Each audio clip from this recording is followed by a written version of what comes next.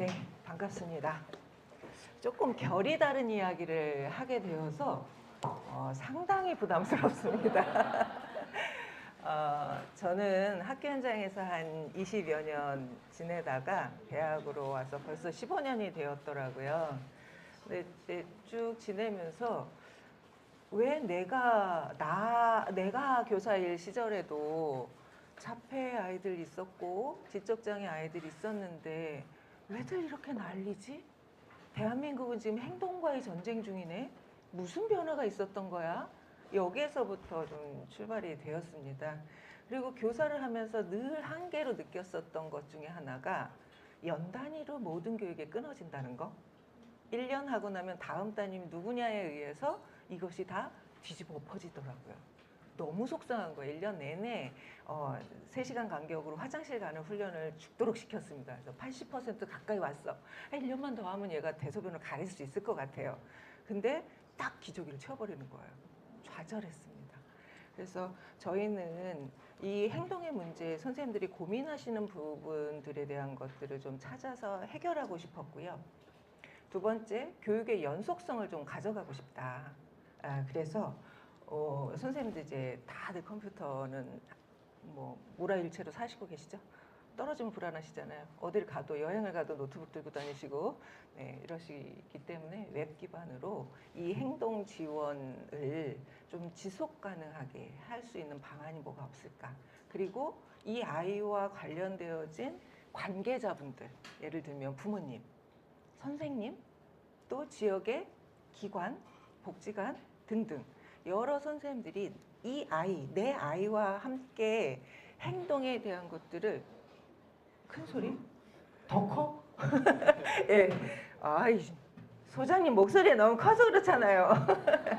네, 그렇게 진행을 했습니다. 그래서 선생님들께 저희가 교육부 여러분들이 내신 귀한 세금을 가지고 연구에 참여를 좀 했는데요. 한 3년 동안 인문과학연구소로서는 굉장히 큰 금액, 거의 따블에 가까운 금액을 받아가지고 뭐 이런 행사도 할 수 있게 되어서 너무 감사드리고요. 그간 저희가 해왔던 이런 것들을 조금 소개시켜 드리고 앞으로 조금 더 발전적으로 이러한 이제 체계가 갖춰지면 좋겠다 싶어서 말씀드립니다. 저희 대구대학교 특수교육재활강연구소는요 63년 만들어졌습니다. 대한민국의 특수교육이 만들어지고 그리고 2년 있다가 연구소가 만들어졌어요. 저는 대구대학교에 와서 가장 놀란 부분이 그거거든요. 불모지의 특수교육이라는 걸 만들었고 거기에서 연구를 시작하기 위해서 연구소를 만들었다는 거죠. 너무 소름 돋았어요. 네. 그래서 이런 역사적인 네. 네, 저희가 했던 연구입니다. 저희 연구소에서 영유아 발달 진단 체계를 만들었고 뇌파를 이용해서 ADHD 아이들을 진단할 수 있는 그래서 그 기술들이 지금도 서울대 병원이나 다른 유관기관에서 활용이 되고 있고요. 로봇을 활용해서 사회성 기술을 훈련시킬 수 있도록 하는 프로그램도 개발했고 그러니까 특수교육과 공학이라고 하는 키워드를 가지고 지속적으로 연구를 해온 그런 연구소입니다. 또 여기 신윤희 선생님 학부 때부터 지금 연구교수로 있을 때까지 이 모든 과정들을 함께 하시면서 성장해 온 그런 연구기관이기도 합니다. 그 연구소의 소장이라는 점이 너무너무 자랑스럽고 그런 가운데 저희가 연구재단에서 이게 하고 있는 융합연구 지원을 받아서 연구를 수행하게 되었어요. 그 연구는 크게는 AI를 기반으로 한 행동을 인식하고 분류하는 시스템을 개발하는 것. 두 번째는 이 데이터를 기반으로 해서 중재를 할 수 있도록 중재 체계를 개발하는 것.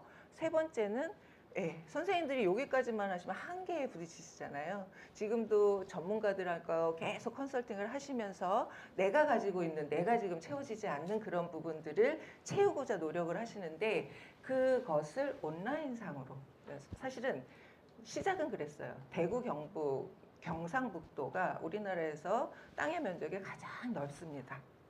그리고 소멸도시 수도 가장 많습니다. 전문가들은 사람이 모이는 곳으로 갈 수밖에 없어요. 고령, 저 청송 전문가가 없어요. 근데 대구에는 있거든요. 경산에는 있고 영천에는 있습니다. 그래서 그 전문가들이 온라인으로라도 선생님들 가정 기관을 지원할 수 있게끔 생태를 구축하자. 이런 세 가지 키워드를 가지고 연구가 진행이 되었습니다. 뭐 너무 잘하실 거예요. 지금 발달장애 학생들의 도전 행동들의 수는 앞서 말씀을 드린 대로 아주 기하급수적으로 늘고 있습니다. 10년 전에 비해서 발달장애 수가 늘어나고 있고, 수가 늘어났다는 건 같은 비율로 있었던 아이들의 행동 문제가 지금도 같은 비율이라고 해도 그 수가 많다라는 얘기인 거죠. 네, 보시는 바와 같이 428배 지적장애 학생들의 수가 늘었고요. 477% 자폐성 장애 학생들이 교육을 받고자 교육기관을 찾아오고 있다는 거예요.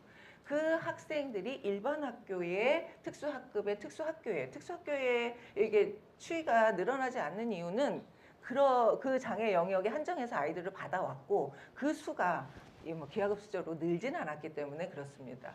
일반 학교 특수학급 늘었구나. 아이들의 행동 문제가 같은 비율이라도 그 수가 많아졌구나.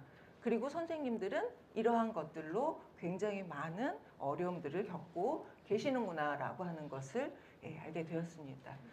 그래서 발달장애 학생들이 전체 장애 학생들 중에서도 이제 학령기 아이들 한 56% 이렇게 얘기를 하고요. 전체 장애인들 전 연령에서는 한 20% 정도라고 이야기를 하고 있습니다. 근데 그 중에 50%가 도전 행동을 가지고 있어요. 크든 작든 경미하든 아주 중증이든 심하든 가지고 있습니다. 그런데 그것으로 인해서 선생님들의 약 85%는 상해 경험을 가지고 있고 10번 이상인 선생님들도 26%가 넘고 있다는 거죠. 그럼에도 불구하고 학교는 체계성을 갖추고 일관성 있게 지원할 수 있는 시스템들이 부재했고, 그나마 다행인 건 제6차 특수교육 발전 5개년 계획, 5차 발전 5개년 계획에서 행동에 대한 것들을 아주 집중적으로 선생님들의 역량을 기우고 시스템을 만들 수 있게끔 해내고 있기 때문에 이러한 것들이 지금 이렇게라도 하고 있는 것이다라는 거죠. 근데 여전히 구심점이 되는 기관은 없습니다. 네, 교육부에서 김동균 연구사님 이렇게 같이 해주셨지만 사실은 이런 시스템을 서울시 교육청이 굉장히 잘하고 있잖아요. 벌써 12년 동안 그 데이터들을 축적해 오고 선생님들을 지원할 수 있는 시스템들을 갖추고 있는데 이런 것들이 저는 국가교육부에서 조금 더 적극적으로 지원을 해 주어야 한다라고 생각을 하고 있습니다. 결국은 선생님들이 하루하루 급급하게 땜빵하는 하루를 살고 있는 거. 오늘도 무사히. 네, 저도 그랬어요. 오늘 별일 없이 모두 다 안전하게, 나도 안전하고 아이도 안전하게 하루가 마무리되었으면 좋겠다. 아침에 출근하면서 그 기도를 하면서 출근을 하고 있는데 여전히 그렇다는 거죠. 근데 요거는 이제 저희가 행동 분석을 하기 위해서 어떤 다인수 학급에서 선생님이 지금 이렇게 지원을 하러 가면 나머지 아이들은 이렇게 되는 거죠. 어쨌든 행동에 대한 것들을 좀 체계를 갖춰서 분석을 하고 기능을 분석하고 그에 맞는 중재 계획을 세우고 그것에 맞게 대응을 할 수 있는 전략들을 지속적으로 해 주어야 함에도 불구하고 이러한 것들이 충분하지 않았고요. 가장 큰 걸림돌로 이런 문제들이 있었던 거죠. 선생님들이 아이를 하나, 둘, 셋, 넷, 다섯 측정을 하든지 아니면 비디오를 촬영을 해서 선생님들 핸드폰으로 촬영해서 퇴근 후에 하나, 둘, 셋, 넷, 다섯, 여섯 이렇게 하든지 시간을 정하든지 여러 가지 방법들. 선생님들이 한결같이 하시는 말씀이 이것 때문에 못하겠다는 거예요. 이게 걸림돌, 이게 시작인데 이게 걸림돌인 거예요. 그래서 이 부분을 저희가 조금 더 요즘엔 이제 코로나 지나면서 AI가 굉장히 활성화가 됐잖아요. 이러면서 그러면 이걸 자동으로 카운팅할 수 있게 해주면 어떨까? 에서 출발을 하였습니다. 그래서 1차, 2차, 3차 연도에 걸쳐서 조금 더 집중할 수 있는 이런 부분들로 첫 번째는 뭐 이제 과제 2일이라고 얘기를 했지만 AI 기반의 행동 인식하고 분류하고 그것을 관리할 수 있는 시스템을 만드는 거. 두 번째는 선생님들이 조금이라도 좀 편안하게 아이들이 지속해서 반복적으로 교육받을 수 있는 교육 콘텐츠를 개발하는 거. 세 번째 과제에서는 이 행동 지원을 할 수 있는 플랫폼을 만들어서 언제 어디서든 선생님들이 필요하다 그러면 지원을 할 수 있게끔 하는 것으로 체계를 갖추면 선생님들이 힘들어하시는 그런 부분들이 해소가 되지 않을까라는 생각을 하게 되었습니다. 그래서 제일 먼저 했던 것이 이제 AIoT를 기반으로 해서 도전 행동을 예측하는 시스템을 만들고 그것을 가지고 데이터베이스화 한 것을 시각화하는 자료, 표로, 그래프로. 그다음에 그것을 실질적으로 모니터링 할 수 있게끔 그래서 중재 컨설팅까지 이어질 수 있게끔 하는 그런 과정들을 거쳤습니다. SK에서 비전 AI라고 하는 것으로 지금 지역사회 평생교육 기관에서 하고 있습니다. 저희가 요때 같이 참여를 했어요. 저희 연구 시작하면서 같이 시작을 해서 청합 낮생활지원센터 그다음에 남양학교에 적용을 해서 접근을 했는데 이때만 하더라도 인공지능이 제가 처음 연구 시작하면서 상상했던 이것에 아주 발톱의 때만큼도 안 되더라고요. 인간 지능을 계속 넣은 거예요. 이 행동을 인식하지 못하는 거죠. 아직은 데이터가 충분하지 않았기 때문에. 그래서 인간 지능으로 저 행동이 뭐야 하면서 행동을 명명하고 그랬어요. 그래서 이제 어쨌든 그렇게 해가지고 진짜 선생님들이 수기로 분석한 것과 이 AI가 기록한 것의 일치도를 살펴봤더니 굉장히 낮았습니다. 30%가 안 됐어요.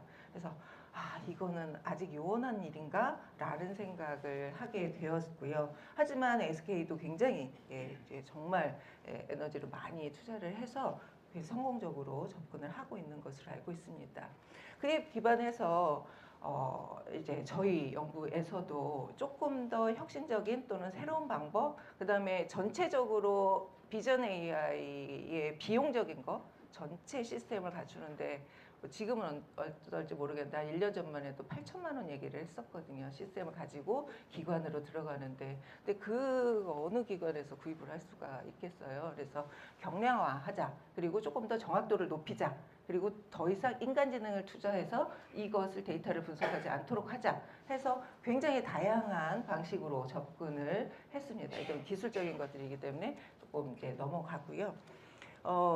그리고 이 행동들 선생님들이 가장 고통스러워하는 행동이 뭘까? 자해, 타해, 자기, 공격 행동, 큰 타해 행동, 공격 행동을 중심으로 두고 또 사실 침 뱉는 거, 욕하는 거 사실은 AI로 분석하기는 좀 어렵습니다. 물론 음성까지 녹음을 해서 그 어휘를 가지고 분석을 하는 건 가능하겠지만 일단은 신체적으로 공격을 가해지고 있는 이런 부분에 있어서 조금 더 먼저 집중을 하자라고 해서 문헌을 한 400여 편을 분석을 해서 지금 연구에서 다루고 있는 공격 행동들의 유형들을 분석을 했더니 한 19가지 정도로 구분이 되더라고요. 자해, 타해, 사물훼손 이런 것으로. 그래서 그 행동에 대한 데이터를 수집하러 지금 예람학교 교장선생님도 계시고 하지만 정말 아이들의 행동에 데이터를 수집해야 되잖아요. 그래야 학습을 할 수 있을 테니까 그래서 쫓아다녔는데 카메라 다는 거 너무 부담스럽다. 우리 아이들 이것도 지금 힘들어 죽겠는데 우리 아이들까지 뭐 이렇게 카메라를 담아가지고 뭐 연구에 활용하는 거 나는 흔쾌히 허락하기가 어렵다. 이런 말씀들을 하신 거예요. 그래서 연구가 좌절돼야 되나? 이거 반납해야 되나? 라는 고민까지도 심각하게 했습니다. 네, 그러다가 연구 이거 어떻게 해결할 수 있을까요? 그랬더니 그럼 일단 19가지 행동에 대해서 우리 학생들이 연출을 좀 해보자. 그래서 일단 한번 해보고 이것이 안정화가 돼서 현장에 나가게 되면 그때 실측 데이터를 얻어서 그것을 다시 재학습시키면서 안정화를 꾀하는 일단 시작하자 해서 저희 특수 3과 학생들 그다음에 공대에 있는 학생들 이렇게 근데 이제 자해 타해잖아요. 자해는 혼자 하는 거기 때문에 혼자 1인 분석이 가능합니다. 근데 E는 어떤 형태인가에 따라서 이 둘 간의 행동을 분석을 해야 되는 거죠. 그래서 E인을 분석하는 그런 시스템까지 같이 개발을 하여서 데이터 처리를 하고 AI 핵심 모델을 가지고 처리를 하고 각각의 행동들을 조금 더 정확도를 높이기 위해서 관절의 각도, 관절의 속도, 관절의 길이 등을 충분히 산식으로 넣어서 행동을 분석할 수 있게끔 그렇게 만들었고, 분석된 자료들의 학생들 아이디를 부여하고 그 학생의 아이디별로 이렇게 행동을 그래프화할 수 있는, 그래서 제가 좀 가지고 왔는데요. 이렇게 하고 있으면 깨물기 행동이 발생했어 그러면 실시간으로 지금 아래 그래프가 움직이고 있잖아요. 이렇게 데이터가 입력이 축적이 되고 있는 거예요. 물론 처음부터 끝까지 아침에 등교하자마자 학교할 때까지 모두를 담을 수도 있지만 선생님들이 특정 시간대 아이 행동이 많이 발생하는 그 시간대만 설정을 해서 이렇게 분석을 할 수 있도록 그렇게 구현을 하였습니다.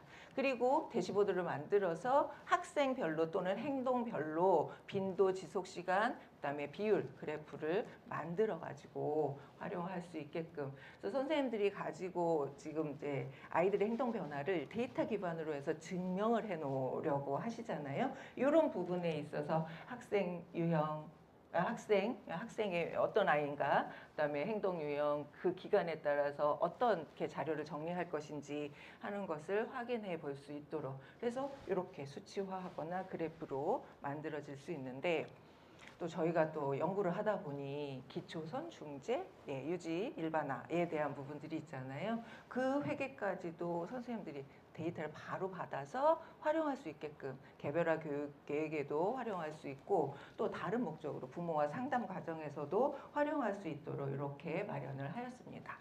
이렇게 행동이 분석이 되고 나면 가르쳐야 되잖아요. 윤성문 소장님, 학생 개별에 맞게 접근을 해야 된다. 근데 저희는 개별에 맞는 것이 이 아이한테만 맞는 것이지 다른 B 학생에게는 맞지 않을 수 있어서, 자, PBS의 다층 체계 모형에 근거해서 1단계 모두가 다 학습할 수 있게. 근데 한번 수업 시간에는 40분 수업 한 번 일회성으로 가르치거나 뭐 그 주간 수업이 끝나고 나면 그걸 또 되풀이해서 가르치기는 어려울 수 있어서 사회성 기술과 관련된 부분에 선생님들의 요구도 조사를 바탕으로 해서 콘텐츠를 개발했고, 그 안에 아이들이 흥미롭게 접근할 수 있도록 게임의 요소와 보상의 요소들을 넣어서 콘텐츠를 개발을 하였습니다. 디모형을 근거로 해서 교육과정 선생님들의 요구, 기타 여러 가지 시중에 나와 있는 사회성 기술 개발 프로그램들을 적극 활용하여서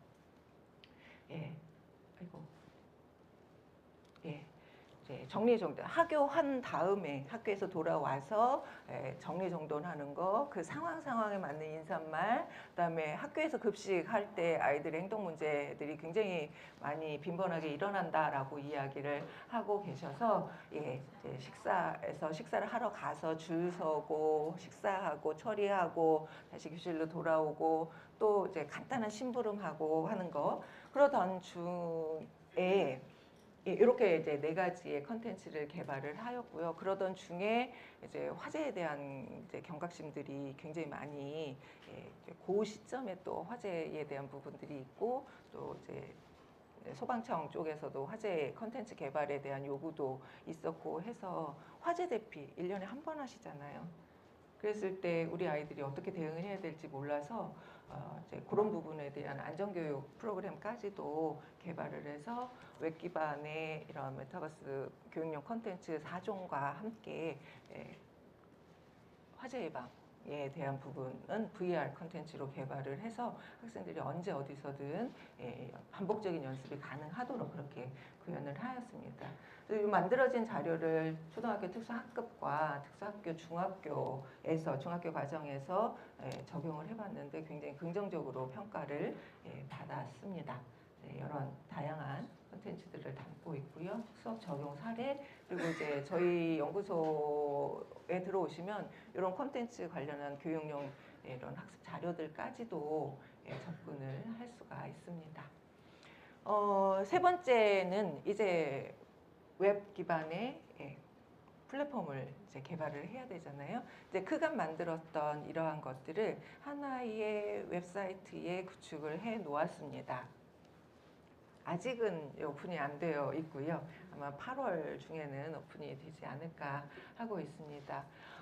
디월케어 센터 안에는 행동 자료를 수집하고 그것들을 분석을 한 후에 중재를 할 때 선생님들이 아이들의 행동에 대한 기능 평가, 중재 계획서 이런 것들을 담을 수 있도록 이렇게 하고 이제 전문가가 함께 컨설팅을 지원을 해서 뭐 필요하면 영상을 보면서 저희가 영상을 가지고 볼 수는 없고요. 저희는 이제 데이터화하는 거고 선생님들이 촬영한 영상을 같이 공유하면서 하거나 지금 신윤희 교수님 그것도 하고 계신데 원격 지원이라고 해서 무선 이어폰 끼고 지금 교실 장면을 지금 영상으로 영상 통화를 하면서 선생님이 때 여기서 연구실에서 코칭을 하시는 거예요. 선생님이 앞으로 더 가세요. 아이 뒤로 가세요. 앞쪽으로 오세요. 과제를 잠시 지웠다가 1, 2, 3초 있다 다시 제공해 주세요. 등과 같이 실시간으로 지원을 할 수 있게끔 그렇게 접근을 하고 있습니다. 디월케어 센터 안에는 보시면 이렇게 되어 있고요. 잠깐 이 부분을 선생님들과 함께 보여드리겠습니다. 지금 거리가 있어서 제가 제 말하고 저희 연구소 소장님하고 함께 이렇게 갈 수 있을지 모르겠는데 한번 들어가 보시겠어요? 클릭을 하시면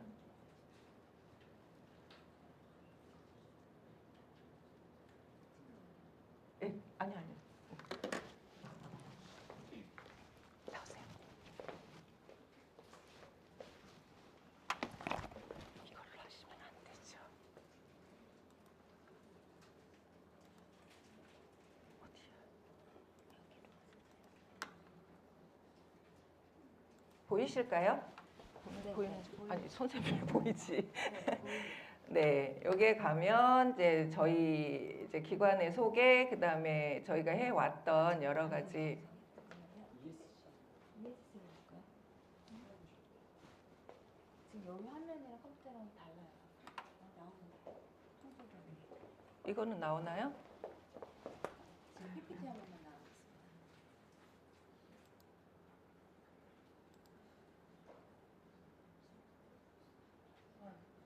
이제 됩니다. 이건가요? 아니요. 이거? 네. 네. 자료실에 저희가 만들었던 거 뭐 이런 것들이 이렇게 소개가 되고 있고요. 최근에도 이런 서식 매뉴얼이 개발이 되었습니다. 그다음에 이제 코칭룸에 가면 좀 앞서 말씀드렸던 학생들의 표적 행동들을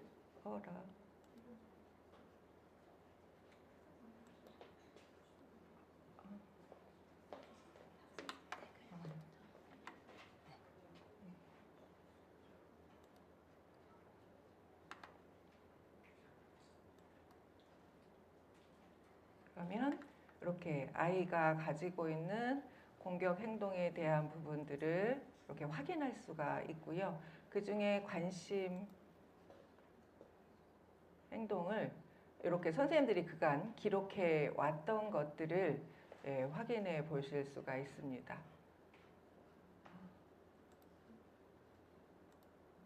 네, 여기 있군요. 네, 다시.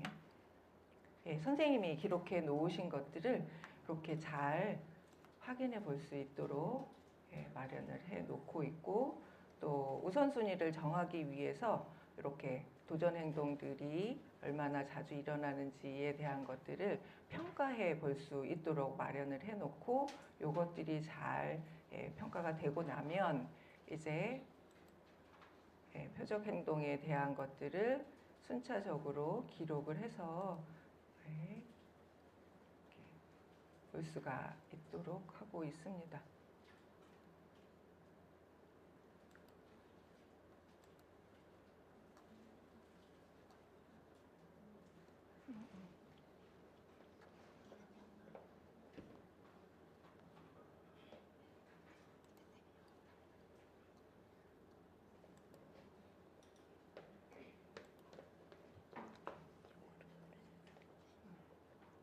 이렇게 선생님들이 기록해 놓으신 것을 바탕으로 해서 학생에게 필요한 이제 이 행동의 기능이 어떤 것들인지에 대해서 살펴볼 수 있고요. 지금 현재 이렇게 선생님들이 작성해 놓은 것들의 예시를 보고 계십니다. 그리고 행동 기능을 평가하기 위해서 지금 선생님들이 다 개별적으로 하시고 계시는 이러한 것들을 이렇게 평가를 하면 바로 그 결과가 나타날 수 있게끔 자동적으로 계산이 될 수 있게끔 마련을 해 놓고 있고, 그것을 요것 이외에도 감각 프로파일 해가지고 실제로 하고 있는 것들이 어떤 감각적인 것들을 추구하고 있고 하는가 하는 것을 평가해 볼 수 있도록 마련을 해 두었습니다.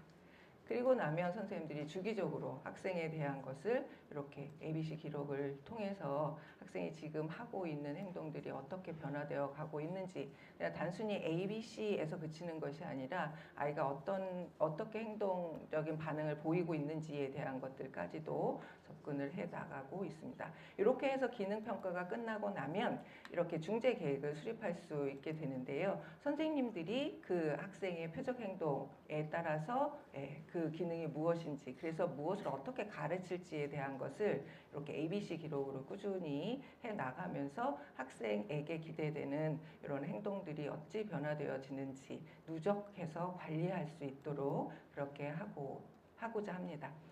이제 학생에 대한 이런 기록들을 이제 네. 이렇게 해 나가고 있습니다. 또 여기에서 앞서 보여드렸던, 지금은 이게 수기 입력 체계를 보여드렸던 건데요. AI는 어디가 있어? 예. 그 부분이 선생님 AI 여기 행동인식 선생님 아니에요. 표적 행동 AI 행동인식 분석. 네. 요거는 지금 실시간으로 카메라가 달려 있어야만 이게 작동이 되고 있기 때문에 지금 여기에서는 보여드리기가 어려워서 아까 영상으로 잠시 보여드렸었던 거고요. 예, 그 이후에 이제 행동에 대한 분석이, 데이터 기반의 행동이 다 완료가 되고 나면 중재 시스템은 선생님들이 지금 종이에 적고 이렇게 하시던 것들을 여기에 기록하셔서 누가적으로 네, 2분 있다 빨리 끝낼게요. 충전이래. 계속 네, 추가적으로 이렇게 기록하면서 전년도 선생님이 했던 것들을 다음 선생님이 이어받아서 연속적으로 중재해 나갈 수 있도록 하는 그런 시스템입니다. 세 번째 컨설팅 룸에 들어가시면 이거는 실시간으로 선생님들이 신청을 하시고 오케이가 나면 그 시간에 바로 전문가들이, 이제 전문가 풀도 여기에서 함께 할 예정이고요. 이 전문가 풀이 시간 날짜 학생을 지정해 주면 그걸 가지고 이제 1대1로 시간 정해진 그 시간에 지금 현재로서는 줌 회의로 진행이 되고 있습니다. 이렇게 시스템을 개발해서 현장에서 선생님들이 측정에 대한 부담을 좀 줄여드리고 싶었고요.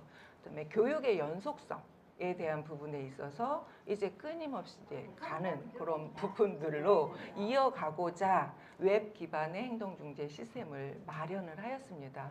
아까 이제 교육부 연구사님 오셔가지고 국가에서 해줘야 되는 거예요, 막 이런 말씀을 드렸는데, 만약에 이것들이 조금 더 시스템을 갖추고 안정화가 된다 그러면 선생님들이 하시고자 하는 이제 좀 교육자로서의 어떤 보람 같은 것들을 그 아이의 이력 속에 어떤 선생님들의 노고들이 담겨 있는가 하는 것들을 함께 보실 수 있어서 도움이 될 거라는 생각으로 지금도 밤잠을 설치면서 열심히 하고 있습니다.